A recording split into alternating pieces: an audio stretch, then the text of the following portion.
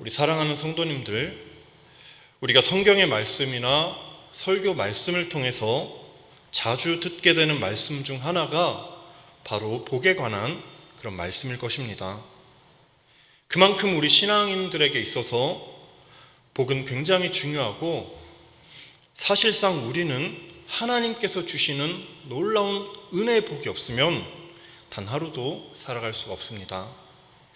그런데 많은 사람들이 하나님이 주시는 복에 대해서 세상적인 기준을 가지고 있다 보니 하나님이 주고자 하시는 복의 의미가 많이 훼손되고 말았습니다. 열심히 신앙생활하면 우리에게 가진 것이 정말 많아지고 병든 것이 낫게 되고, 신앙의 이름을 빌려서 무엇이든 내가 다 바라는 대로 이루어지기를 간절히 기도하는 기복신앙이 그렇게 자리 잡게 된 것입니다. 자, 그러나 여러분, 우리는 하나님께서 주고자 하시는 이 복이 세상적인 기준과 완전히 다르다는 것을 우리는 보게 됩니다. 그렇다면 여러분, 하나님께서 우리에게 주고자 하시는 복은, 하나님께서 우리에게 주고자 하시는 진정한 복의 의미가 무엇입니까? 오늘 우리가 이 말씀을 통해서 하나님께서 우리에게 주고자 하시는 복의 의미에 대해서 살펴보고자 합니다. 자, 우리가 이제 오늘 말씀 한번 보시면 우리가 너무나도 잘 알고 있는 아브라함이 등장하고 있는데, 사도행전 7장 2절에서 3절 말씀을 보시면 우리 조상 아브라함이 하란에 있기 전 메소포다미아에 있을 때에 영광의 하나님이 그에게 보여 이르시되 내 고향과 친척을 떠나 내가 내게 보일 땅으로 가라 하시니 라는 말씀이 있습니다. 자, 이 말씀 속에 메소포다미아라는 말이 있는데, 이 말이 뭐냐면 갈대아 우르 지역을 뜻하는 것입니다. 그래서 아브라함이 갈대아 우르에서 하나님께 부름받은 것을 우리는 볼 수 있습니다. 자, 여기서 이 우르라는 것은 무슨 뜻이냐면 빛 또는 불이라는 의미를 가지고 있습니다. 그래서 우르라는 곳을 많은 학자들이 당시 불을 숭배하는 우상 숭배 의식에서 이 지역이 유래되었다라고 말씀을 하고 있습니다. 또한 이 우르는 고대 문명의 중심지이자 우상 숭배의 집결지였다라고 이야기들을 합니다. 자, 이러한 사실은 아브라함이 살고 있는 이 시대가, 그리고 이 우르라는 곳이 우상을 섬기는 아주 타락한 장소, 타락한 시대였다라는 것을 말씀해 주고 있습니다. 자, 따라서 하나님께서는 아브라함에게 명령하십니다. 이 우르 땅을 떠나라고 분명하게 말씀하셨습니다. 그래서 아브라함은 이 하나님의 명을 받고 아버지 데라를 따라서 갈대아 우르를 떠나게 되는데, 이 아브라함 가족에게 한 가지 큰 문제가 생겼습니다. 아브라함 가족이 가나안 땅으로 가는 도중에 하란이라는 곳에 정착하고 머무르게 된 것입니다. 하나님께서는 분명히 갈대아인의 우르를 떠나라고 명령하셨지만 아브라함의 아버지였던 데라는 이미 조상들의 이 죄악, 이 죄성이 몸에 배겨 있는 상태였습니다. 따라서 중간 정착지인 이 하란에서 그 죄악된 행실을 끊지 못하고 완전히 체류하고 머무르게 된 것입니다. 우리가 오늘 살펴볼 이 아버지 데라, 이 데라의 이름의 뜻은요, 지체하다, 체류하다라는 이름의 뜻을 가지고 있는데, 오늘 이 데라는 그 이름값대로 살다가 이 하란이라는 곳에서 생을 마감하게 된 것입니다. 사랑하는 우리 성도님들, 오늘 이 데라의 삶은 우리에게 커다란 영적인 교훈을 전해주고 있습니다.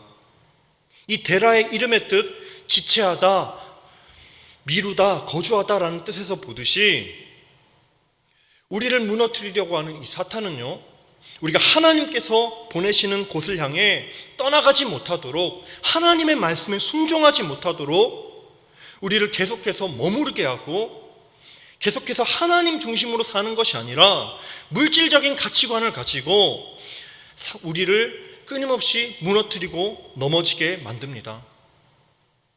자꾸만 하나님이 주신 축복을 왜곡시키고 있습니다. 당시 아브라함 가족이 이주한 이 하란 땅은 가나안과 그 당시 유명했던 문명 메소포타미아 간의 중간 지점으로서 교통적으로 상업적으로도 굉장히 잘 발달한 지역이었습니다. 이 도시는 너무나도 살기 좋고 너무나도 풍요로워서 그러다 보니까 이 데라의 가족이 굳이 이 땅을 떠날 필요가 없었던 모양입니다.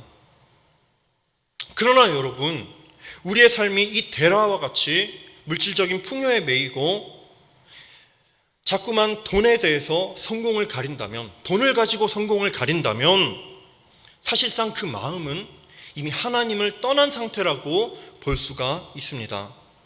우리 주님께서는요, 마태복음 6장 24절 말씀에서 하나님과 재물을 겸하여 섬길 수 없다고 분명하게 말씀하고 계십니다. 하나님께서는 이처럼 우리가 정함이 없는 이 재물에 소망을 두기를 결코 원치 않으십니다. 우리의 마음이 모든 것을 허락하시고 후히 누리게 하시는 오직 하나님께만 소망을 두기를 원하십니다. 우리 사랑하는 우리 성도님들, 진정한 하나님의 복은 어디에서 시작하느냐라고 했을 때 죄와 물질, 하나님보다 우선시 여겼던 것과의 분리에서 끊어지는 것부터 시작된다고 할 수 있습니다. 이 말은 또 다른 말로 하나님보다 우선시 여겼던 그런 물질적인 그 모든 것들과 우리가 분리되어 있지 않으면 하나님이 주시는 복이 우리 안에 시작되지 않는다는 뜻이기도 합니다. 따라서 하나님께서는요, 이 아브라함 가족을 향해서 아주 단호하게 고향과 친척과 아버지의 집을 떠나서 내가 내게 보여줄 땅으로 가라 라고 말씀하신 겁니다. 그러나 여러분, 이 분리는 이 물질적인 것으로부터 떨어지는 것은 사실 말로만 되는 것이 아닙니다. 결코 쉬운 일은 아닙니다. 하나님 외에 다른 것을 품게 만드는 것들, 물질적인 것을 품게 만드는 것은 계속해서 우리를 따라다니면서 하나님과 우리 사이를 갈라놓습니다. 계속해서 우리를 유혹하고 우리의 마음의 중심이 하나님을 두지 못하게 만듭니다. 자, 그렇다면 여러분, 우리가 어떻게 세상적인 것과 이 물질적인 것과 우리의 삶 가운데 분리할 수 있습니까? 우리의 삶을 분리할 수 있습니까? 그것은 먼저 하나님 앞에 우리가 철저하게 회개해야 되는 것입니다. 하나님 중심으로 살지 못하고 세상적인 것, 물질적인 것에 마음에 뺏겨 살아가는 우리의 죄악들, 하나님보다 나 중심적인 이런 모든 생각들, 이 모든 죄성들을 하나님 앞에 철저하게 내려놓고 회개해야 되는 것입니다. 그때 비로소 우리는 세상적인 것, 하나님 외의 것들과 분리될 수 있는 것입니다. 그리고 나서 우리는 세상과 타협하지 않는 백성, 하나님의 성도로서 살아가기를 결단해야 되는 것입니다. 비록 우리는 이 세상 가운데 살아가고는 있지만 철저하게 구별되어서 하나님 백성답게 거룩함을 유지해야 하는 것입니다. 세상과의 타협은 결국 하나님과 우리 사이를 멀어지게 만들고 복의 의미를 훼손시킵니다. 그러나 우리가 하나님의 백성으로서 하나님의 성도답게 이 세상과 구별되어 오직 하나님만을 마음의 중심으로 두고 살아갈 때 우리는 하나님께서 우리에게 주신 복을 온전히 누리면서 살 수 있게 되는 것입니다. 따라서 사랑하는 성도님들, 우리가 오늘 말씀을 붙드는 가운데 진정한 하나님의 복, 하나님께서 우리에게 주시는 이 복이 세상과의 분리로부터 끊어지는 것부터 시작된다는 것을 우리가 붙드는, 이것을 깨닫는 저와 여러분 되기를 간절히 기도합니다. 우리가 지금까지 늘 세상적인 것, 물질적인 것을 추구했다면 이 시간 우리가 다 내려놓고 오직 하나님께 마음을 두고 하나님 주시는 축복을 누리는 우리 귀한 성도님들 되시길 바랍니다. 자, 그렇다면 여러분, 우리가 지금까지 세상과 분리로부터 하나님의 복이 시작된다라는 말씀을 이렇게 살펴봤는데, 그렇다면 우리 하나님께서 우리에게 부어주시는 복, 이 복은 과연 무엇일까요? 오늘 본문 2절 3절 말씀을 함께 다 같이 읽어보도록 하겠습니다. 시작. 내가 너로 큰 민족을 이루고 내게 복을 주어 내 이름을 창대하게 하리니 너는 복이 될지라. 너를 축복하는 자에게는 내가 복을 내리고 너를 저주하는 자에게는 내가 저주하리니 땅의 모든 족속이 너로 말미암아 복을 얻을 것이라 하신지라. 아멘. 자, 우리가 이 말씀을 보시게 되면 하나님께서 지금 아브라함에게 세 가지 약속을 하고 계십니다.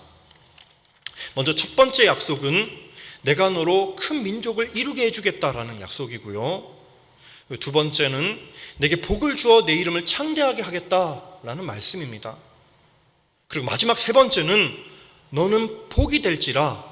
이 세 가지의 약속의 말씀을 전해주고 계십니다. 자, 먼저 우리가 살펴볼 첫 번째 복, 내가 너로 큰 민족을 이루게 하겠다라는 이 말씀은요, 이 첫 번째 약속은 어떤 의미를 가지고 있냐라고 하면 아브라함을 통해 태어난 이스라엘 민족, 그리고 이스라엘 민족 가운데 태어나신 예수님께서 지금도 이 땅 가운데 이뤄가시는 하나님의 나라라고 볼 수 있습니다. 이 주님께서 이뤄가시는 하나님의 나라는요, 영원한 나라이고 아주 강력한 나라이자 이 세상을 통치하는 나라라고 볼 수 있습니다. 하나님께서는 이스라엘 족속 가운데 태어나신 예수 그리스도를 통하여 이 영원한 하나님의 나라, 이 세상을 통치하는 그 나라에 대한 비전을 주신 것입니다. 자, 이런 놀라운 사실은요, 사실 당시 아브라함은 몰랐을 것이고, 그리고 지금 말씀을 듣는 우리 또한 앞으로 어떻게 하나님께서 예수 그리스도를 통해 하나님 나라를 이뤄가실까라는 일에 대해서 우리는 정확하게는 알지는 못합니다. 그러나 여러분, 확실한 것은 우리가 정확하게 알지는 못하지만 신실하신 하나님께서는 지금도, 그리고 앞으로도, 그리고 영원까지 예수 그리스도를 통하여 하나님의 나라를 이끌어 가신다는 사실입니다. 이뤄 가신다는 것입니다. 그래서 우리는 신실하신 하나님의 약속, 예수 그리스도를 통해 하나님 나라를 이뤄 가실 그 하나님을 우리가 이 축복을 통해 믿음으로 붙들어야 되는 것입니다. 자, 그리고 우리가 두 번째로 살펴볼 내게 복을 주어 내 이름을 창대하게 하리니 라는 이 하나님의 약속은요, 우리로 하여금 굉장히 중요한 깨달음을 깨닫게 해주는데, 이 약속은 복의 주인이 누구신가, 복의 진정한 주인이 누구이신가를 우리로 하여금 깨닫게 해줍니다. 바로 하나님께서 복의 진정한 주인이 되어주시고 하나님께서 복의 근원이 되신다라는 것을 깨닫게 해줍니다. 사랑하는 우리 성도님들, 우리 인간들은요, 사실 복을 만들어가는 존재들이 아니라 하늘에 계신 하나님께로부터 복을 받아 누리고 있는 존재들입니다. 결코 우리는 복을 만들어가는 존재가 아닌데, 그럼에도 불구하고 사람들은 오늘 이 말씀, 내 이름이 창대하게 하겠다라는 말씀을 오해하고 있습니다. 자꾸만 인간적인 욕심을 채우기 위한 수단으로 이 말씀을 잘못 적용합니다. 이 말씀을 가지고 내가 더 많이 가지고 더 높은 직분을 가지고 형편이 풍족해지는 것이 마치 하나님의 뜻인 것처럼 붙들고 있습니다. 그러나 여러분, 오늘 하나님께서 주신 이 복의 진정한 의미가 무엇입니까? 하나님께서 주시는 이 복은요, 인간적인 복, 세상적인 욕심을 뜻하지 않습니다. 아브라함의 후손의 이름, 즉 아브라함의 후손이신 예수 그리스도의 이름을 창대하게 하겠다라는 하나님의 비전이 담겨 있는 것입니다. 이것이 하나님께서 우리에게 주고자 하신 이 복인데, 그렇다면 여러분, 예수님의 이름이 창대하게 되는 이 축복은 무엇을 의미하고 있습니까? 예수님의 이름이 창대하게 되는 축복은 무엇을 뜻합니까? 바로 예수님의 이름 앞에 모든 권세가 굴복하는 축복입니다. 세상 어떤 권세가 오더라도 만물 위에 계시는 예수님의 그 권위를 넘볼 수 없는 축복입니다. 그런데 이 놀라운 축복이 우리에게 어떻게 주어지냐? 바로 우리가 예수 그리스도를 구주로 믿음으로 주어지는 것입니다. 그렇게 우리가 예수 그리스도를 믿음으로 예수님 안에 속한 자가 되었기 때문에 우리가 이 축복을 받아 누리면서 어떤 시험과 환난에도 결코 무너지지 않게 되는 것입니다. 사랑하는 우리 성도님들, 우리 안에 세상적인 이 축복은요, 자꾸만 우리에게 욕심, 이런 욕망을 불러일으킵니다. 자꾸만 우리를 두려움과 실패함으로 이 복을 누리지 못하면 어떡하지라는 이 두려움 가운데 우리를 내몹니다.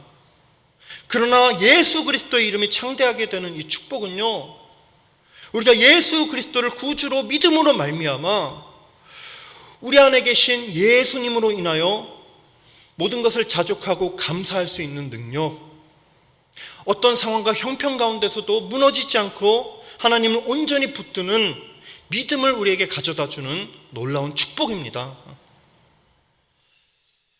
사랑하는 여러분, 오늘 우리가 이 말씀을 붙들면서 우리에게 이 놀라운 축복을 주시는 분, 예수 그리스도를 믿기만 하면 우리가 예수님으로 인해 우리가 하나님 자녀로서 살게 하시는 복의 주인 되시는 하나님을 온전히 붙드는 저와 여러분 되시길 바랍니다. 우리가 내가 복의 주체가 되어서, 내가 주인이 되어서 하나님의 복을 누릴 수 있다라고 우리가 착각하지 아니하고, 오직 예수 그리스도 안에서 우리가 세상이 줄 수 없는 하나님만이 주실 수 있는 이 축복을 마음껏 누리면서 하나님 안에서 감사하는 저 여러분 되기를 간절히 기도합니다. 자, 그리고 이제 세 번째로 하나님의 약속은 너는 복이 될지라라는 말씀입니다. 옛날 개역 성경은 이 말씀을 너는 복의 근원이 될지라라고 말씀을 전하고 있죠. 자, 이번에 주시는 하나님의 약속은요, 지금까지는 뭔가 결이 다른 하나님의 약속이라 볼 수 있습니다. 그것은 단지 우리가 복을 받아 누리는 자가 되는 것이 아니라 우리가 복의 기준이 되어서 복을 흘려보내는 사람이 된다는, 복을 흘려보내는 그런 사람이 된다는 놀라운 축복의 말씀입니다. 우리가 이제 3절 말씀을 또 보시면 너는 복이 될지라라는 말씀을 해석하는, 풀어주는 말씀이라고 볼 수 있는데 3절 말씀에 이렇게 기록을 하고 있죠. 너를 축복하는 자가 내게 복을 받고 너를 저주하는 자는 내가 저주를 내릴 것이다. 너를 통해 모든 사람이 복을 받게 될 거라는 그런 말씀을 전하고 계십니다. 자, 이 말씀은요, 사실 우리 예수 그리스도로 인해 이루어진 말씀입니다.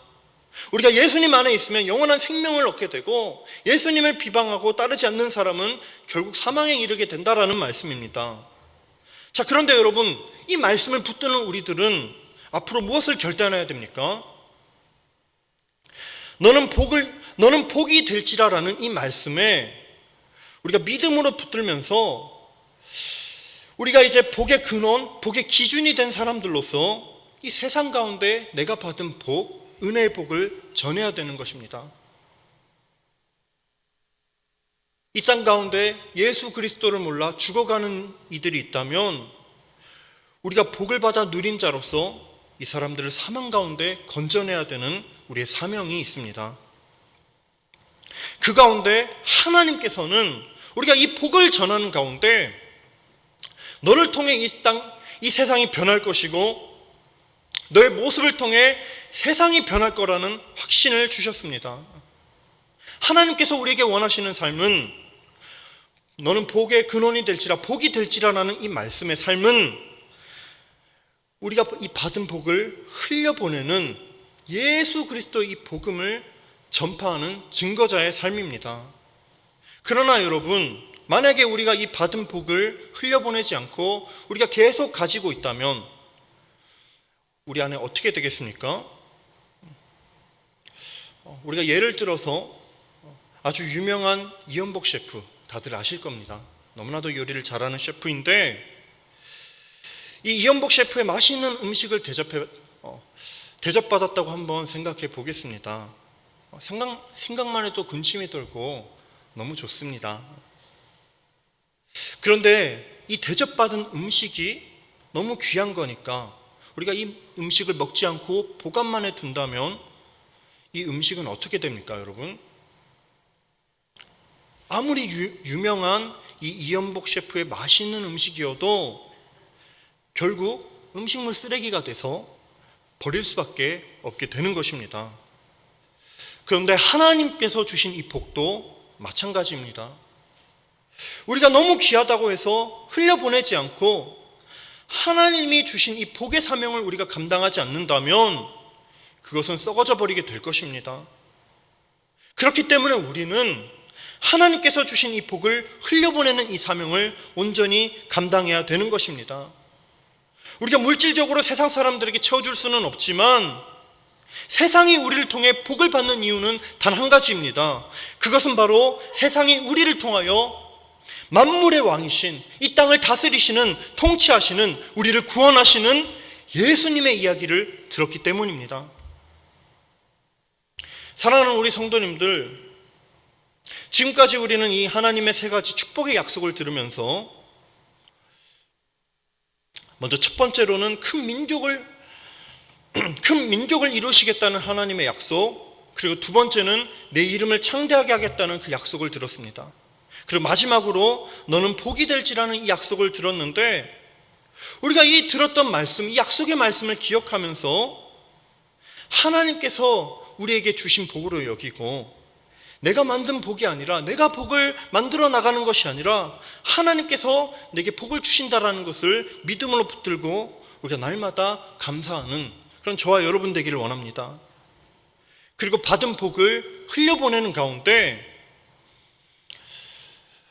지금 우리가 사는 이 세상이 저와 여러분들 통해서 예수 그리스도를 알게 되고 예수 그리스도의 복음을 통하여 많은 사람들의 삶이 변화되는 그런 놀라운 기적이 일어나기를 주님의 이름으로 축복합니다. 자, 지금까지 우리가 말씀을 통해 살펴보면서 아브라함이 하나님께 받았던 이 축복들은 사실 그 약속이 이루어질 조건이 없다는 것을 우리는 보게 됩니다. 그런데 여러분, 이 아브라함은 앞에서 살펴볼 하나님께서 이뤄주신다는 이 세 가지 약속을 온전히 믿었습니다. 우리가 히브리서 11장 8절 말씀을 보게 되면 이렇게 말씀하고 있습니다. 믿음으로 아브라함은 부르심을 받았을 때에 순종하여 장래의 유업으로 받을 땅에 나아갈새 갈 바를 알지 못하고라는 말씀이 기록되어 있습니다. 방금 이렇게 살펴본 히브리서 11장은 소위 믿음장이라고 불리는데, 이 믿음은 바라는 것들의 실상이요 보지 못하는 것들의 증거라는 너무나도 중요한 말씀이 있습니다. 그렇게 믿음의 훌륭한 예를 들어주고 있는데, 오늘 말씀의 아브라함의 경우는요, 갈 바를 알지 못하고 갔다는 이 사실로서 이 히브리서 11장에 나오는 믿음을 실제 삶 가운데 잘 나타내 주고 있습니다. 사랑하는 우리 성도님들, 우리가 오늘 이 말씀을 통해 주목해야 될 것은 바로 아브라함이 가진 믿음입니다. 갈 바를 알지 못하고 나갔던 그 믿음입니다. 우리는 이 아브라함의 믿음을 결코 우리의 긍정적인 생각과 사고 정도로 그쳐서는 안 됩니다. 오늘 방금 살펴본 히브리서 11장에 나타난 이 믿음은 분명한 하나님께서 주신 약속에 근거한 믿음입니다. 앞으로 무슨 일이 일어날지는 모르지만 무조건 다 잘 될 거라고 믿는 것은 사실 온전한 믿음이라고 볼 수는 없습니다. 오늘 말씀에 아브라함이 갈 바를 알지 못하고 떠났던 것은 모든 것이 다 잘 될 거다, 하나님께서 다 책임져 주실 거다 라는 생각과 사고가 아니라 이 긍정적인 생각과 사고를 넘어서 그저 하나님께서 말씀하신 것, 하나님께서 명령하신 것을 순종하면서 따른 것입니다. 만약 이 아브라함이 하나님에 대한 전적인 믿음과 이 신뢰가 없었더라면 갈 바를 전혀 알지 못하기 때문에 하나님께서 가라고 명령하신 곳을 결코 갈 수는 없었을 것입니다. 그러나 오늘 이 아브라함은 하나님께서 가라고 명령하시는 이 명령을 온전히 순종했습니다. 왜? 왜냐하면 하나님을 전적으로 신뢰했기 때문에 앞으로 무슨 일이 일어날지 전혀 알지는 못하지만 하나님을 신뢰함으로 그 길을 담대하게 떠나간 것입니다. 사랑하는 우리 성도님들, 하나님을 전적으로 신뢰하는 것이 바로 온전한 믿음입니다. 전적으로 선한 길로 인도하시는, 가장 온전한 길로 인도하시는 하나님께 모든 것을 다 맡겨드리는 것, 모든 것을 다 내어놓고 순종하는 것, 이것이 바로 믿음입니다. 사실 지금 우리의 삶도 이 아브라함과 전혀 다를 바가 없습니다. 앞으로 우리의 삶도 전혀 앞으로 일어날 일에 대해서 앞으로 무엇을 행해야 되는지, 무엇을 실천해야 되는지 전혀 갈 바를 알지 못합니다. 우리가 우리 삶 가운데 일어날 일에 대해서 미리 알 수 있는 것은 전혀 없습니다. 그래서 우리는 미래에 어떤 일이 일어날지 알 수 없는 것에 대해서 답답해하면서 우리 하나님께서 앞으로 무엇을 해야 될지 명확한 답을 해주셨으면 좋겠다라는 생각을 하고 나는데, 그러나 여러분, 만약 우리가 갈 바를 다 알게 된다면, 하나님은 우리에게 모든 것을 알려주시게 된다면 우리가 어떻게 되겠습니까? 미리 갈 길을 다 아는데 어떻게 하나님께서 주신 명령을 다 따르겠습니까? 조금만 길이 틀어질 것을 알게 되면 이 길을 가기 싫다고 하나님 앞에 불평하며 하나님의 말씀을 순종하지 못하게 될 것입니다. 그래서 우리에게 필요한 것은 무엇입니까? 하나님께서 우리에게 주신 이 복을 온전히 믿음으로 순종하는 것입니다.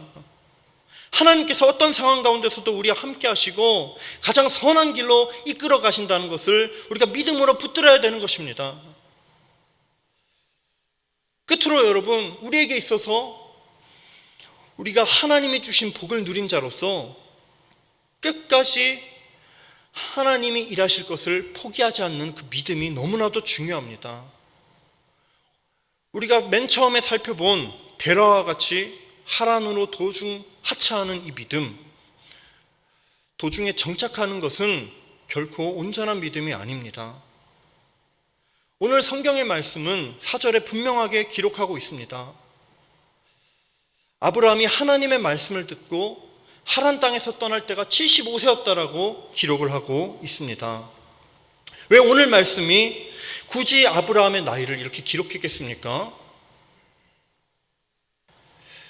이 75세라는 나이가 우리의 눈으로 보기에는 너무 늦은 나이처럼 보이지만 하나님을 전적으로 신뢰하는 이 믿음에는 전혀 나이가 상관없다라는 것을 가르쳐 주는 것입니다. 하나님을 향한 믿음에는 나이가 전혀 중요하지 않고 하나님 말씀에 온전히 순종하고 전적으로 신뢰하는 것이 가장 중요하다는 것을 가르쳐 주는 것입니다. 사랑하는 우리 성도님들, 우리는 하나님께로부터 놀라운 구원의 복을 받아 누리면서 지금 이렇게 하나님 앞에 나와 예배하고 정말 하나님 앞에 나아갈 수 있는 특권을 얻은 그런 하나님 자녀로서 이렇게 살아가고 있습니다. 오늘 말씀 가운데 정말 이 아브라함이 믿음을 통해서 정말 그 인생 마지막에 믿음의 조상이라는 축복을 받았던 것처럼 우리가 정말 하나님의 자녀로서 하나님이 주신, 우리에게 주신 이 놀라운 축복 반드시 이루어 주신다라는 이 믿음을 끝까지 붙잡고 우리가 하나님이 주신 이 말씀에 온전히 순종하는 귀하고 복된 하나님 자녀 되기를 원합니다.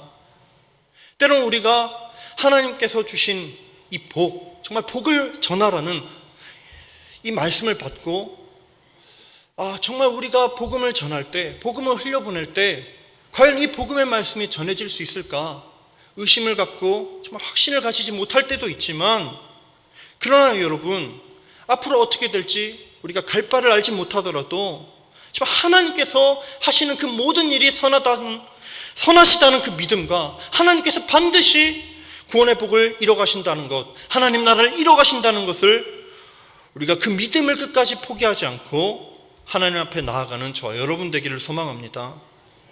그 가운데 우리를 통하여 하나님께서 주신 축복이 우리 교회뿐만 아니라 이 땅 가운데 온전히 흘러가기를 간절히 기도합니다. 이 시간 우리가 말씀 들은 것을 놓고 찬양했으면 좋겠는데, 우리 오늘 눈물로 이렇게 찬양하면서 우리가 주신 이 놀라운 축복을 이 땅 가운데 심는 자가 되겠습니다. 이 은혜를 흘려보내는 자가 되겠다고 우리가 결단하며 나아가는 시간 갖도록 하겠습니다.